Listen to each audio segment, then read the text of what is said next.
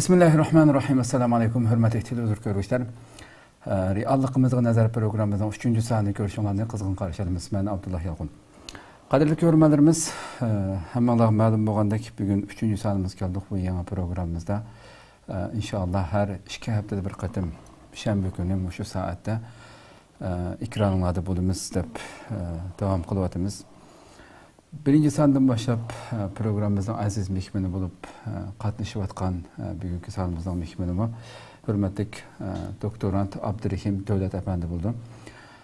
O'tgan saatda biz ana tilimizga 100 kilolamduq degan temani boshlagandik. Albatta biz programımızdan 5'ida her sanda bundan keyingi her 2 haftada bir qatim o'tkazilgan programmaning her bir sanımızda bir temani tutgan asosda davomlashtirganligimizni degan edik.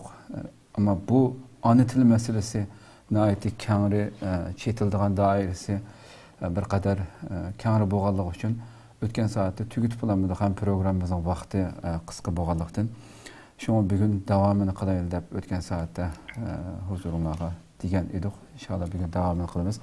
Programımızın aziz mehmoni Konyada hazır oqib atqan doktorant Abdurahim Davlat efendi.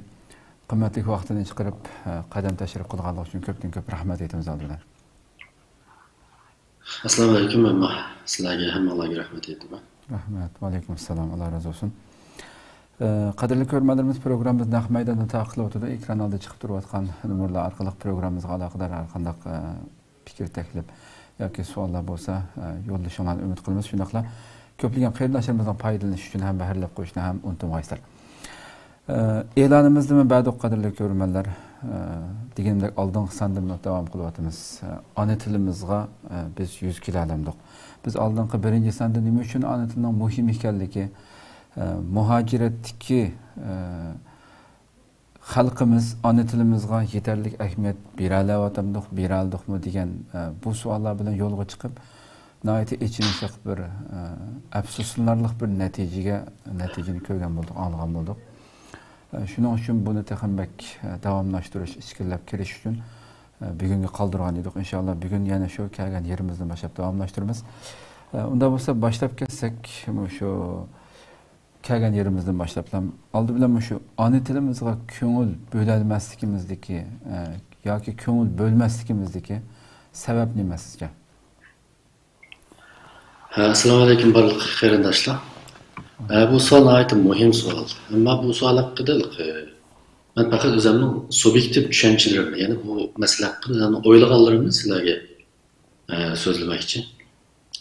Mening qarashimcha, buningdagi birinchi muhim sabab mutlaq ko'pchiligimizda yanada ana tilning zodi bizning mavjudligimiz uchun qanday ahamiyatga ega ekanligi haqida haqiqiy ma'noda cho'nqur tushunchamiz yo'q. Yani tushunchamiz yetarli emas. Yoki boshqacharoq aytsak, biz tilimizni yo'qotib qo'ysak, zaten nimamizni yo'qotib qo'yganligimizni to'liq bilmayapmiz.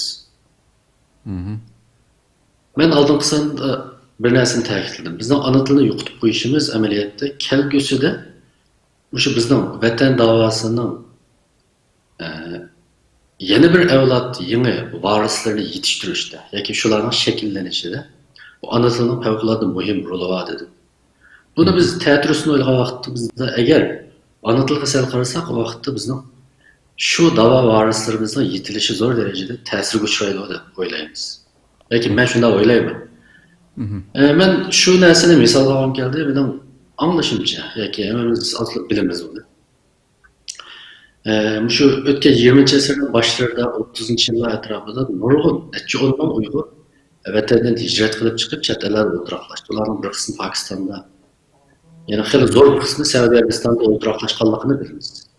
Hozir surishtirib baxsaqmi, Saudiya Arabistonda Uyg'ur nasllik bir asli 30-40 mi yoki hatto ba'zi sonlarda 50 ming atrofida Uyg'ur bor deyilyapti. Bundan shunday bir savolni so'ragimiz keldi. Balki ularning dastlabki chiqqan ati bo'lar hozirgisi bo'lmas qilmoqda. Ammo ularning bolalari bor yoki nevralari bor. Şu 30-40 ming Uyg'urlar ichida bugungi kunda vatan davosining sepida kurash qilayotgan, harakat qilayotgan qanchalik Uyg'ur bor. Shularning bolalaridan bu davo sepi uchun otilib chiqqan qanchalik kishi bor. Biz sanғы selişçuğa vaxtımızda palağını bağ dep sanaştığımızda kıyınırız. Yani bu. Mana muşunun sebebi ne? Muhim biri benim karşımca ana tılda yetiştirilmeyenlik için. O balalar ana tılını unutup ketkenlik için özünün tarihi bilen, vatanda kalan mazlum millet bilen, urug' tuqqanlar bilen, yani özünün ötmüşü bilen bo'lgan bağlanışı üzülüp ketken. Bu til obrazga o'xshatsa, xuddi biz doktorxonada kasal bo'lib yotsak, bizga salgan asma o'qilgan nimasi bor, neychisi bor. Xo'sh. Bu tilni amaliyotda bizning madaniyatimiz, dinimiz, an'anamizdan bizning vujudimizga urilgan asma o'qilgan iborat. Bu neychi uzib etilsa, bizning an'anamiz bilan bo'lgan munosabatimiz, tariximiz bilan bo'lgan birimiz bo'shab ketadi yoki uzilib ketadi. Bu deganlik bizning vatanparvarlik hissiyotimizga, vatan uchun o'zimizni ato qilolmayotgan bu ruhimizning yetilishiga, bu ana til mahrumligi zo'r darajada ta'sir ko'rsatadi. Xo'sh. Shunlashqa agar Xitoy bizning tilimizni yo'q qilishni yoki bizning tilimizni dafsanda qilishni bu qadar chekidan oshirayotgan holatda bizga tushgan vazifa shu, bizni uni qo'g'dashni, muhim bilishni shu qadar chekidan oshirishimiz kerak. Xo'sh. Xitoy favqulodda zulm soldi deganning ma'nosi u vaqtda favqulodda zulmga chuqur sanmi favqulodda pozitsiya va favqulodda tadbirlar qarshi turishing kerak deganlik. Birisi bütün chet elni qiluvchi qurollanib sizni yo'qotmoqchi. Ammo siz faqat qo'shimcha vaqtingizda. Yana sizning vaqtingiz chiqqan vaqtdan keyin bu dushmaningiz haqida fikr yurgizsangiz yoki u sizdan tortib olmoqchi bo'lgan narsa haqida o'ylasangiz, albatta bu xil tangsiz kurashda kim mag'lub bo'ldi? Mana qonuniyat bo'lgan chog'da biz mag'lub bo'lamiz. Xo'sh, to'g'ri. Shunlashqa bu tilni yo'qotib qo'yganlik meni qarashimcha, bu Uyg'urlarning kelgusini yo'qotib qo'yishning bir boshlanishi. Çünkü bu arada nokul bir medeniyetini yo'qotib qo'yish yoki so'zlashadigan bir tilni yo'qotib qo'yish. Uyg'ur tili bo'lmasa biz yana turkcha so'zlashalaymiz, ingliz so'zlashalaymiz bo'ldi. O'zimizning ko'nglini ovundirayotgan va saxta hissiyotdan qutulishimiz lozim. Ba'zi narsalarning qimmati amaliyotda o azaygan sari eshib oladi. Bozorda shundoq. Mesela benim bir mal kemlab ketsa, uning qimmati eshishga boshlaydi. Hozir bizning ahvolimiz shu. Bizim ana tilden ibaret bu mühim bir en güçlerimiz depsende kalmadı. Bu yok kılmadı. Ama var ki bunun ilgileri, bunun kıymetini fevkalade yukarı götürücü lazım. Şu an açı birinci sebep bu ana tilin mühimliği tıkı bizden yanımızda hakiki manada yüksek oranda emas. Yani ikincisi buna ait adli sebepler böyleyim mi? Çünkü benim bazı küzütüşlerim asasen. Biz bu ballarımızı ana til öğütüşte, ana tilini özleştirişte ama uşak, capa, müşakkatlerden, avarçılıklardan kaçımız. Bunu güzetken dersem şu, adetteki normal hatalarla emez, hadi devadan aldığın sepeti memolatkan kıyındaşlarının, ballarına ana til terbiyesi yaki mağarip hakikaten sel kararlar. Yani bunun sebebi ne? Burada ben oynatmaksam. Bu chat el muhitinde ballarımızın iz için anlatılı sözeyli arkadaş, anlatılı kitap okutuş ve iz için terbiyelep duruş, öğütüş, uzak tutulgan, biraz capalıkrak bir emgek. Hoş. Mesela ballarımız mektebede Türkçe yapılanlık için, ya ki İngilizce yapılanlık için, öğü kegendikin tabi yağda Türkçe ya ki İngiliz sözleydi. Şuralar biz öğülü boğusunu çokum anlatılı sözleysel diye bir tüzümle tüzmeyimiz. Ya ki tüzsek mi bunu icra kılış biraz tesvip açma. Ya ki balımız tulu bu tüzümge hılaplık sararlık için biz asla demek bu cefadan kaçımız karımız olmaydı. Bu kuşak avarçılıklarının kaçımız. Mesela Konya'da azime yaşavatkan ya da biz ötke yılı kişisel takılıştan bu kursumuz, anlatı kursumuz var. Bu kursun normal atalı ballarını ekildi. Mesela şunun içinde bir ana var. Kurs oruna ait yırap. Bu yüzü yalnız 3 balasını 2-3 abdubus almışıp ekildi. Az değil de 10 kilometre yırapını ekildi.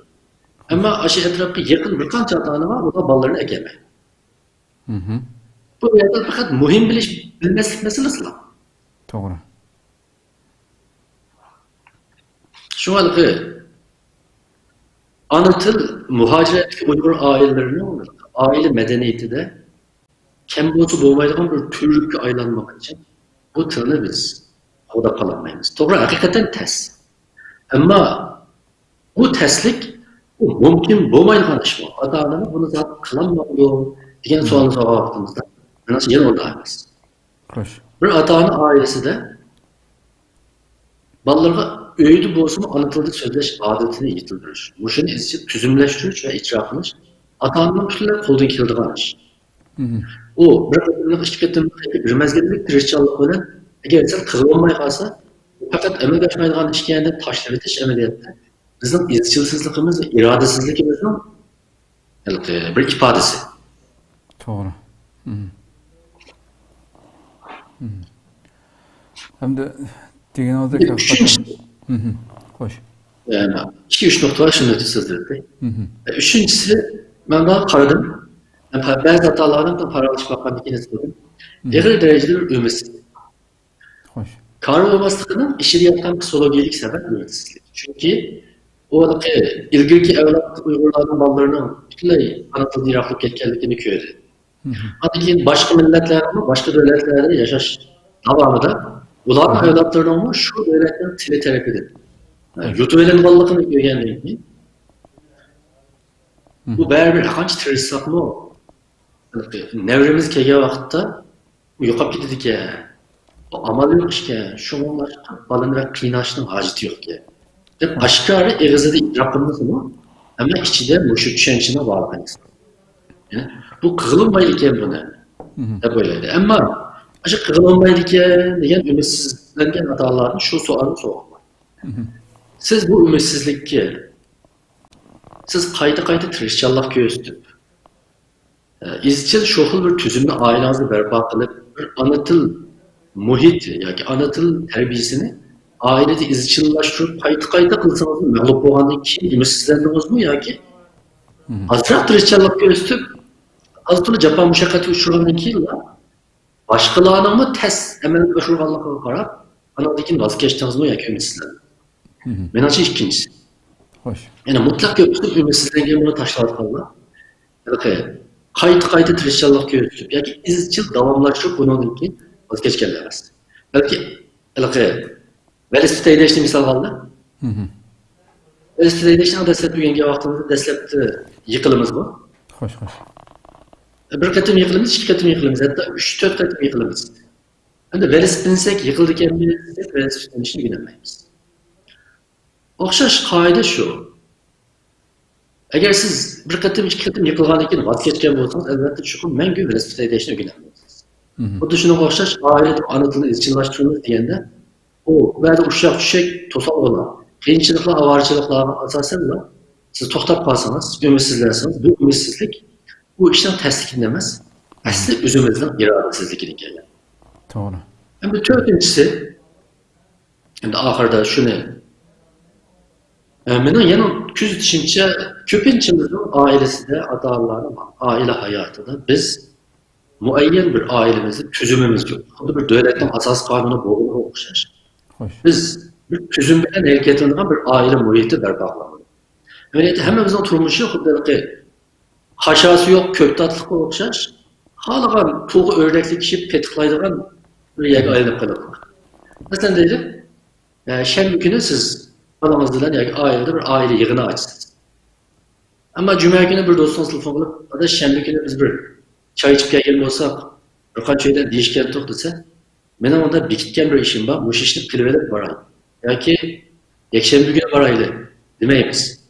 Chunki biz uchun uydagi ish xohlagancha qilsakmi bo'laveradigan, qilmasakmi bo'laveradigan bir ish. Chunki biz ochlig'iga bir hisob bermagandan keyin. Shuning uchun bizning hayotimiz mana shunday taraf-tarafdan kelgan uchur yoki chaqiriqlar bilan o'zimizga ega bo'lmagan bir boshqalar cho'g'rini tutib olgan bir hayotga aylanib qoldi. Agar biz turmushimizda shu xil izchil tartibni amalga oshira olmasak va bu tartibning ichiga ana tildan iborat bu muhim omilni qo'sha olsak va buni uzoqgacha davomlashtira olsak, menimcha biz buni chuqur amalga oshira olamiz. Xo'sh. To'g'ri. Menimcha yuqorqi sabablar muhim sabablar bo'lishi mumkin. Endi albatta undan boshqaligi. Masalan, maktabimizning bo'lmasligi, o'zimizning ona til yaslarining bo'lmasligi, ana til kitoblarimizdan hamma davlatning keng-kami bo'lmasligi, buning muhim bir tashqi sabab bo'lishi mumkin. Ammo aniqi aşıqqa Damashqmi Iroq emas degan bir gap bor. Agar biz o'sha haqiqiy aşiq bo'lsak, buning sabablarini ota-onalar o'zi chuqur yaratib topadi. To'g'ri deysiz haqiqatan. Ba'zi bugungi to'y dunyosida ham mumkin. Xo'sh. Ba'zi ota-onalarniki shu kichik farzandlarga bo'lib, shu bak ona tili o'rgatsak, hatto shu Istanbulda anglaymiz. Maktab darslariga yetishmay qoldik degandek bahonalarni ko'rsatishdi, kulkilik. Biz bir qancha qatim bundan burungi necha yildan burungi programmalarda tilga olgan sizning bir fikringizni aytib baxsam shu gapga. Bu malaqi nurg'un ota-onalarning qarshidagi bir xato tushunchaning birisi. Nurg'unlagan tadqiqotlar hozir shu qo'sh tillik bolalarning nimasining to'qilmasi va qurilmasini ama yakki tillik bolalarning qaraganda texnik yaxshi bo'lganligini isbotlab chiqardi. Buning ma'nosi eng dastlabda ona til yaxshi o'rgatilgan bolalar ikkinchi tilni texnik yaxshi o'rganadi va o'zlashtiradi. Tilning yo'tkilishi deydigan bir uqum bor. Bu tilning yo'tkinimiz agar siz asli ona tilingizga yaxshi pishib bo'lsangiz, ikkinchi bir tilni o'rgangan vaqtingizda bu til sizga texnik oson o'zlashadi. Agar sizning ana til asosingiz yetarli pishib bo'lmasa, ikkinchi tilma toza mustahkam pishib chiqmaydi degan gap. Ham bizning bu ana tilni o'rgatishimiz chet elda mana qarashimcha. Boshlang'ich masalan bolalarimiz 6 sinf kirdi deylik. To'liqni bitirib bo'lgan shu boshlang'ichdagi masalan 5 yil, 3 yil, 11-12 yilda her kuni yarım saatin chiqib bolalarga ana til o'rgatish yoki o'rganishga yetaklash, kitob o'qish, o'qishga yetaklash qatorliq mushu kunda yarım saat mushu faaliyet ailemizde 11 yıl 12 yıl davomlasin. Bizim bolalarımızın ana til seviyesi qiya ketadi. Maktab darsiga qat'iy tutlashmagan ahvolda bizning bolalarimiz ana tilni nihoyat yaxshi o'rganadi. Bu xuddi vatanda manda bir qaraydiganlar bor. Bolalarni Xitoy maktabiga atadilar. Bolam kelgusida Xitoychani yaxshi o'rganmasa, yaxshi xizmat topolmaydi ekan.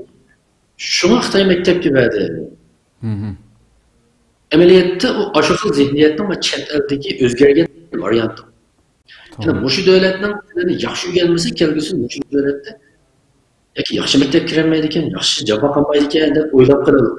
Ammo uning ilmiy va amaliy asosi yo'q. Biz ana tilimizni o'rganish va o'rgatish bilan birga maktabda yaxshi o'rganamiz. Bu bizga hech qanday buning usul qo'llanmay turib, bu haqda konkret bir tadbir, çare amaliyleştirmeyi turib o'zimizning hayotida. Faqat farazga asosanla agar men anlatılsa desim qilsam maktabdagi darsiga chuqur ta'sir yetib qoladi deganimiz bizning asossiz farazimizdan boshqa narsa. To'g'ri. Xo'sh, endi muhojiratdagi ota-onalarga, ya'ni muhojiratdagi xalqimiz ona tilini qo'g'dash o'zining bu ona tili uchun nimalarni qila olamiz? Mayli qaysi sohadagi jamiyatning har qaysi tabaqalardagi inson qila oladigan bir konkret masalanga usul choralar haqida so'zlab shuni tugasak programma. Bo'ldi. Avval usul choralar haqida to'xtalishdan burun men bunda bir nuqtani avval baldir ta'kidlay deb qo'yayman.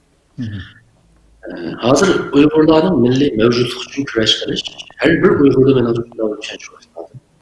Bu bizning teşkilat, dernek rehberlerinin başlıkları ulaşamaz. Yoki bizim siyasetçilerin, yoki ziyolilar, ehli ilmin öğrenmalarına ulaşamaz. Hazır chet elda yaşayotgan her bir Uyg'ur isteksiz bir jamning ichida. Biz o'zimizning muhitini va hayotini mushunda tunamagan vaqtimizda biz mas'uliyatimizni haqiqiy to'liq tunamagan bo'lamiz.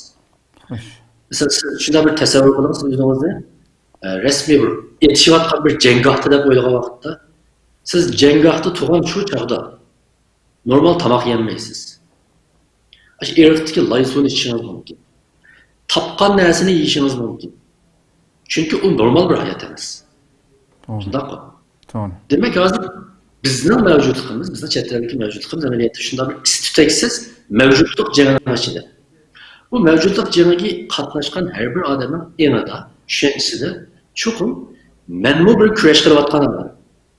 Degan mushu ong bo'lgan vaqtda andan keyin bizning hayotimiz tubdan o'zgaraydi deb o'ylayman. Bu vaqtda biz 8 soat uxlab 7 soat uxlaymiz. İsraf bo'lib ketgan vaqtlarimizni ichimizga qo'yadigan bo'ldik. Her kuni biz chuqur ahamiyatli ishlarni izlab tepib qiladigan bo'lamiz. Hamda mening bu oldingi so'zlagan magipim bilan ana tilning munosabati shu. Agar har bir ota-ona, har bir ona, har bir dada o'zini mana mushu mavjudlik jengining ichidagi bir jangchi deb o'ylagan vaqtda bu ana tilni qo'llash mening mas'uliyatim deb o'ylaydi. To'g'ri. Endi men bir nuqtani birinchisidan boshlayman. Menimcha birinchi eng muhim omil chet eldagi har bir Uyg'ur oilasi ana til oilasiga aylanmoqchi. Ve ana tilini mushu oilada mutlaq qo'llaydigan, xuddi bizning bayrog'imiz esilgandek, Sharq Turkistonning xaritasi esilgandek. Ana tilni ashunda esilib turmasa, bu vaqtda kursning tirishchanligi bilan chiqargan kitoblarning tirishchanligi bilan bu amalga oshmaydi.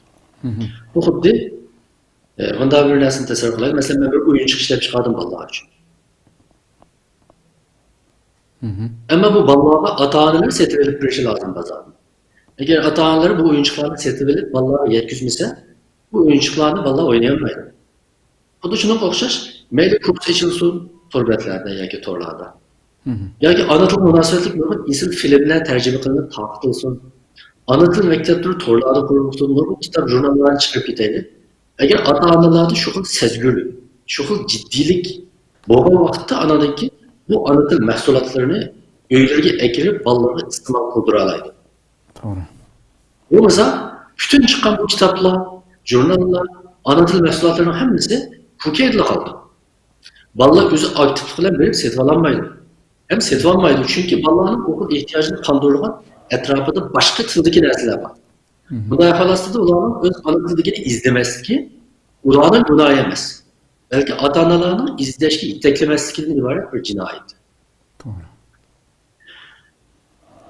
Endi bunda deyishimning sababi, mesela coğrafiyalik jihatdan hozir chet elda ajoyib tarqoq yashayapmiz. Turkiyada bir qism, Amerikada bir qism, Kanadada bir qism, Yevropada bir qism, mesela Avustraliyada bir qism deganga o'xshash. Bu tarqoq yashagan bu xil ahvolda hatto bir shahardami yashash qiyinchiligimiz, turmush ehtiyoji sababidan mahalla bilan o'rtoqlashish imkoniyatimiz bo'lmayapti. Bunday holatda bizning mahalla markaz qilgan kurslarimizni, maktablarimizni eshitishimiz nihoyat tez.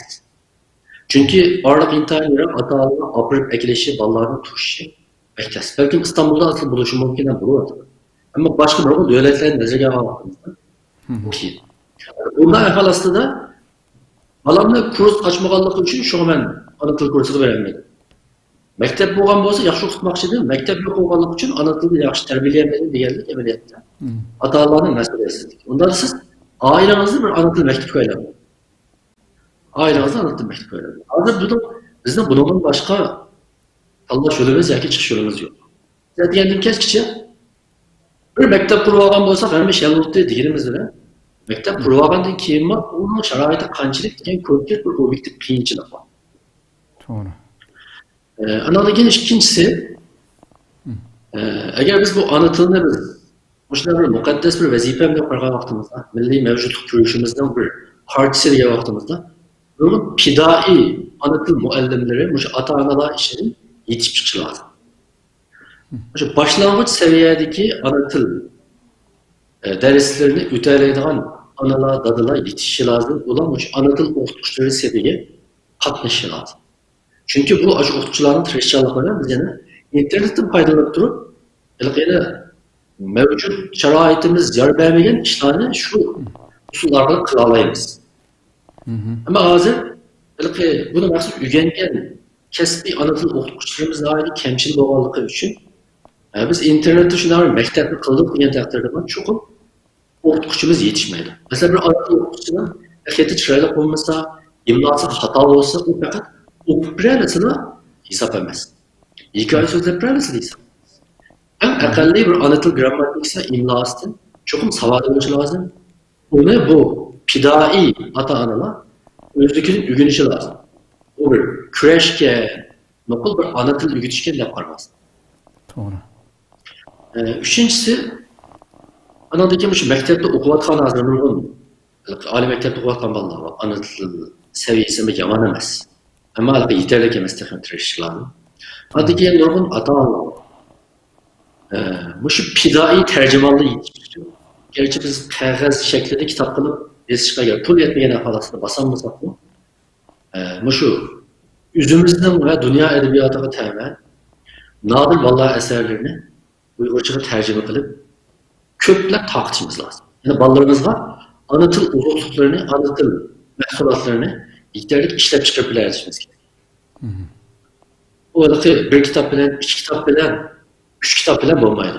Necha yuz, necha ming parcha kitap chiqishi lozim. Masalan biz xohlagan davlat yashayotganlar, o'zimiz yashayotgan davlatga kirib, kitobxonalarga kirib, bolalar bo'limiga bir qarab boqaylik. Bolalar uchun ular qanchalik ko'p kitob chiqaryapti. Masalan, shu Turkiyadagilar kitobxonalarga kirib, bolalar kitoblarga qarab boqaylik. Biz aqlimiz yetmaguchilik, ularning turimi ko'p. Şunçilik çaylık basılgan, şunçilik gelipkar kitap. Mesela azıcık bundan bir mesele yapalım. Bakın Anadolu geçiş tarafında ballarımızda. Ballı sabahda çıkıp kılan ki, şunu olan balla, da hemen şu Türk kitap okusam ya ki İngiliz kitap okusam. Bu kitabı ben kızıkarlıkken, haydi çaylıkken. Ama bizim Anadolu kitaplarımız, Allah kızıkarlık eskiye diye geldi çıkmadı. Yani mesele süpütte, kitaplardaki renklik resimlerine işlenişi bizim yeterli kesbi olmaganlığı için elbette bunda zor meblağ bilen kılınan işlerin süpütümüzün farkındalığı tabii. Doğru. Hem de dördüncüsü, ben bir yerde kadar pul gidildiğin işten bir gibi oldu. Yani biz tercüme kılıç dediğimizde nurun hatalarına geliriz. Bu işe meblağ sarsak, tercüme Allah'a kaleme hakkı birerlesek, bunlardaki zavutlarını çıkarırsak, anadaki bu üzülmez bir iş, prensip olan mağdur. Bunun için dördüncüsünün karşılaşacak. Mesela baylar, bunu nihayet mühim işler para, pul çıkarışı lazım, meblağ sarışı lazım. Vallahi bir yerde renkli kitralesi, bunun çıkarmanın faydası, vallahi okudu, ata-onalar öğrendi, zaten şunun faydası var mı diyende ki, beğenmezlik bahane tadılan şu Allah'a önen üzerine aldırmayın. Bunu meblağ sarışı lazım. Bu işe meblağ sarışı, biz yazda küzlüktü urvalıkta buğday okşaş yemez hem de. Doğru. Bu bir uzak mezgillik iş. Ama artık biz hazır fevkaladığıma derhal neticelerine ait teşne olarak yetkişken, ait telbelerce. Şunu olan parmaklı bu işten hiç faydası olmayatkan değil. Şurada oylap kalabilir, şunu olan bu kelgüsümüzün kabaletki ilgi kılığa uzak müddetli kuruluşlarının neticesini biz tasarruflanmayatırız. Şu başka bu işlere pul tecrübeleştiriyorsun. Aslında ehemmiyetli de karşımız giderlik yapmaz. Şu başka çokum bunu zor meblağ sayıdan bir iş. Çünkü bunu bir kitapla yemez. Mesela vallahi programlarını işimiz lazım. Vallahi riyasetçilerini yetiştirişimiz lazım. Çünkü durgun çetelci İslam Kartallı havalar tercüme kılıp avazları çıkartışımız lazım. Kısası bu. Hem bir cihetten pul tecrübeleşini talep kılınan bir iş. Çünkü ben tasarruflayla bir mağarıp bu. Her bir devletten yılda mağarip için acıtılgan milyar dolar kulu var. Eğer bir mevcutluk için küreş kılıvattan Uygurlar, müşinçilik işe neç yüzünün pulusunu hecleyemezse o vakti bizim vatan millet devayimiz yalgan bir devadan başka ne esemez mi? Doğru. Hem de beşincisi, hem de bu benim için ait mühim nokta. Benim düşüncemce bugünkü günde bizim yokturavatkan bu ana tilimizni öğütüş ve öğüniş.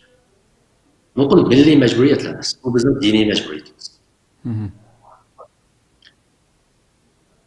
Benim karşımca Uygurlar ana tilini saklap kaliş arkalık anadaki bizim dinini saklap kalır.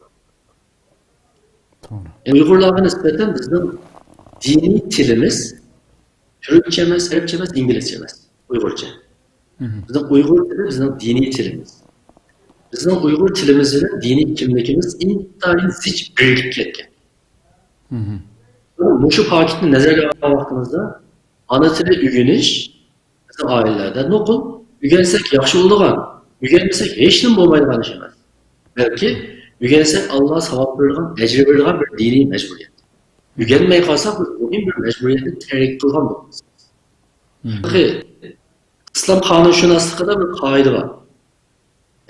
Matimul vacibu illa bihi fehuve vacib deydigan. Bunun ma'nosi oddiy tarjima qilgan vaqtimizda vacibning sharti va vacib degan. Ya'ni namoz farz bu. Namoz farz. Ama taharet namazın şartı olganligi uchun taharet mi farz? Çünkü taharetsiz uyanmaymiz. Şunu taharet mi farz? Xuddi shunga o'xshash bizning kimligimizni, diniy milliy kimligimizni saqlashning muhim bir sharti ana til bo'lgan ekan, vaqtda bu ana til normativga o'xshash muomala qilinmasligi kerak. Bu diniy sohadagilar o'lamalarni buni muhimligini boshqacha tunib yetib, o'zining ba'z nasihatlarida, tabliğlarda ana tilning bir diniy mecburiyet ekanligini xalqning saviga selish lozim. Bizning bu dinlar qatlamli ana tilga ahamiyat bermasligini muhim bir sababi ana tilga nisbatan bir xil mubah ishga o'xshash qaraydi. Yani qilsak yaxshi bo'ldi, qilmay qolsak hech bo'lmaydi. Bolalarimiz ana tilni o'rganmaganga buni do'zax jannatga kirishiga munosabat yo'q qaraydi. Bu bugungi kunda Uyg'urlarning islom ijrosida, islom amaliyotida qabul qilinadigan tushunchamiz. To'g'ri. Mening qarashimcha cho'g'imiz shunday. Bundan boshqa o'limalar o'zi bilib boshqacha fikrlarni ifodasi bo'ldi. Hamda oltinchisi mening qarashimcha biz yana mablag' sarf bir mukammal bir ona til to'g'ri maktab qurib chiqishimiz lozim. Bu internet ustida bo'lgan bizning ona til darsliklarimiz shu ustiga chiqarilgan, yuklangan. Masalan, hozir shu Uyg'ur ana til maktabi, to'g'ri maktabi shu Ayxon Ma'rif yetakchilik qilyapti. Hozir eng dastlabki qadamni elayotdi.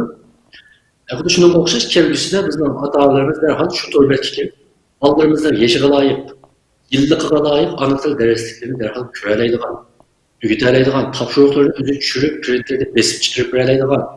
Boshqa mukammal bir ana til ombiri, kutubxonasi, maktabi degandek boshdan oxir sistemlashgan bir sistema barpo qilinishi lozim. Bu o'xshashlar mablag' bilan pul bilan bo'ladigan ish. Chunki bu pillallanishi lozim. Nurg'un darsliklar tekrar shunga loyiq darsliklar ishlab tuzilishi lozim. Darsliklar yetarli emas. Nurg'un qo'shimcha o'qishlar bo'lishi lozim. Mana mushularni nazarga olgan vaqtda bu chuqur mablag' sarflab qo'llaniladigan bir barpo qilinadigan bir ish. Hamda yettinchisi bundan bir qiyinchilikqa uchraymiz herhalde. O'sha ona tilni qo'llashning gibi bo'lgan vaqtda yoki masalan siz uyingizda bolalarыңызga ana til, chuqur ana tilda so'zlaysiz.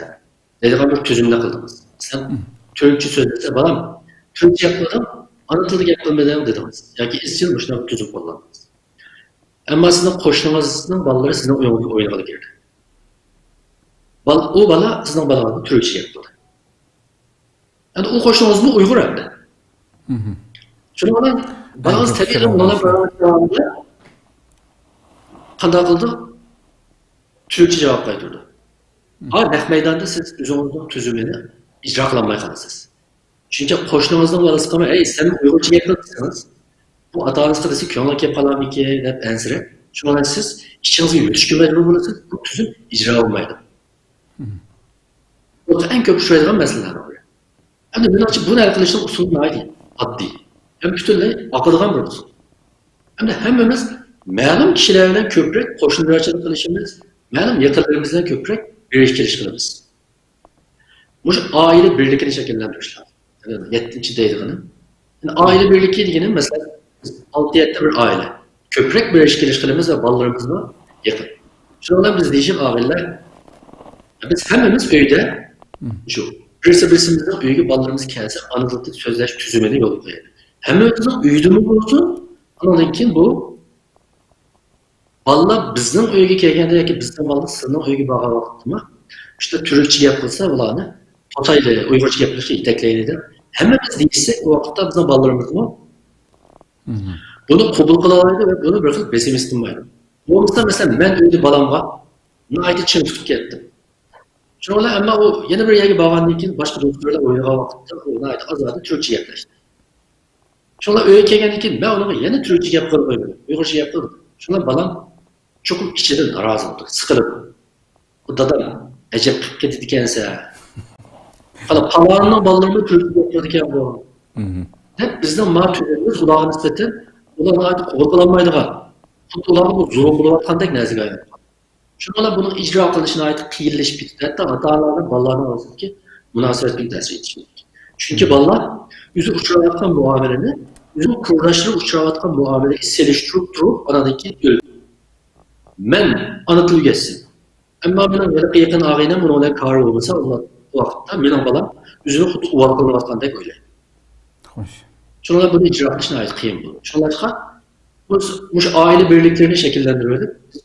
Sünni anlatım muhiti berpa kılarsa Allah'ın arası mesela kitap okuşu anlatılı kitap okuşu müsabakası. Hep de necibet kitap okuşu ki doğru imla müsabakası diyendek bu tüzümlerini ata-analar kılalaydı. Analar kılalaydı. Şuna şarkılık biz sünni muhitine berpa kılanmagan tabii muhitimizni tuluplap giderlerimiz de böyle. Hemen açalım bunun başka usullarını icadi şekilde öyle mümkün. Bazıcı ben. Uşularını kılalısak mı menatça? Haydi zor, netice erişemeyiz de böyle. Sizge rahmet.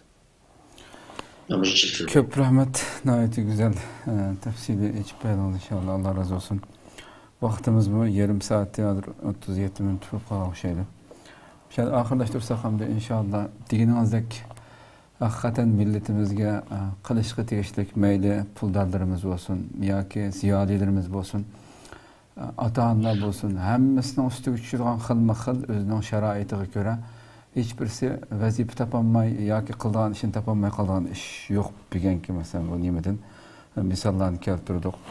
Puldorlarimiz masalan bu ana til masalan hech bir ishga aralashmasa shu iqtisodiy bilanmi milletimizning nurg'un farzandlarini tarbiyalash uchun bo'lib bugünkidek hozir 6-7 oydan buyon dunyoni olgan Xitoy virusi sababidan butun dunyoda bolalar to'g'ri orqali dars o'rganyapti masalan. Siz degandek bir mükemmel bir sistemada güzel bir qiziqarli bolalarni o'ziga jalb qila oladigan bir sisteminingki muhojiratda yani iqtisod bo'lsa odamni tashkillab buni qilish hargiz tas emas bo'lgan hamda Uyg'urlar uchun buni qilish dinimizdagi zeriktirib qo'ydigan mushu deganki o'zlari yashayotgan shu davlatdagi shu yerlik tildagi saviyadan qilishmoqdek güzel bir şekilde lahilinip çıksa her qanday bola hem qiziqib o'rgandi hem tilimizni zo'q bilan o'rganishi foyda bor hem de.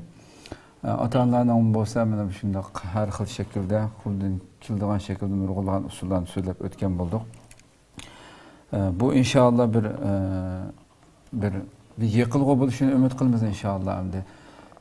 Bir millatningki yo'q bo'lish yoki mavjud bo'lish yoki yo'qolish girdobig'iga berib qolgan Xitoy bizni tamoman yo'qotib o'timiz deb butun kuchini chiqarayotgan bugünkidek bir mezgilda bu hayot mamotlik masalasi deb qarashimiz kerak deb qarayman. Lekin o'tgan soatdagi programmamizdagi ahvolimiz haqiqatan odamni echindirdi. İnşallah bu bir yiqilg'u bo'lishini umid qilamiz.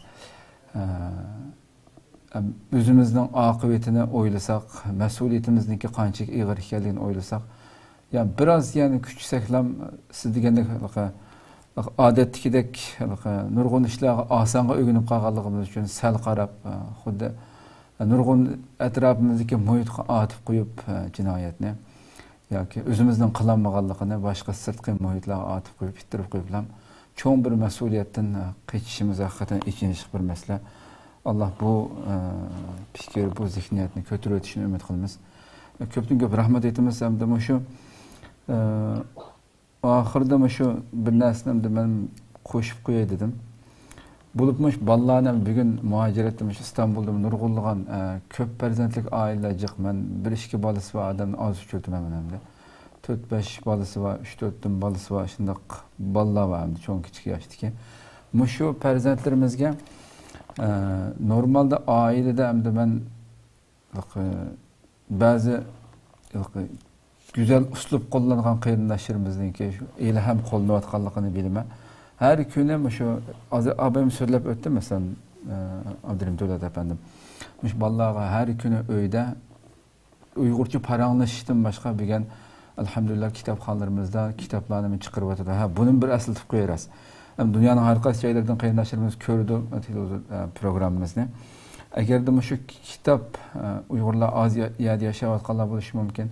Kitap meselesinde her xil ösmirler için güzel, yaxşı kitaplar çıkarılıvatıdı. Bu kitapga ihtiyoç va qiynaşa ekran oldi chiqib turadigan nomerlar orqali biz bilan aloqalashsanglar, biz mana Istanbuldagi mushunday kitoblarni sizlar yashayotgan davlatlarga yetkazib beradigan qarindoshlarimizningki telefon nomerini beramiz. Sizlarga degan yeronlarga qaysi davlat bo'lsa sep birdamiz. Biroz bir kuchayli bu ishqa millatimizningki o'zimizning bir angushtiri bo'lgan bu tilimizni qo'g'dash uchun biroz kuchishimizni umid qilaman. Bunday uning keyin bolalari hamda bolalarimiz bo'lgandan keyin o'ylamoq bolalarning mayli birisi cho'ng birisi kichik bo'lsinmi, o'zining yashiga ko'ra hammasida oilada kitob o'qishimiz. Faqat Uyg'ur so'zlashish emas. Chunki bir inson agarda uni yozish, o'qishni o'rgatmasak, faqat so'zlashish bilan ahamiyat berdik deb masalan ota-onalar bolasini so'zlar deyishi mumkin. Bir insonning kunda 24 soat so'zlashadigan tildagi masalan tilimizdagi qancha kalima so'zni ishlatamiz?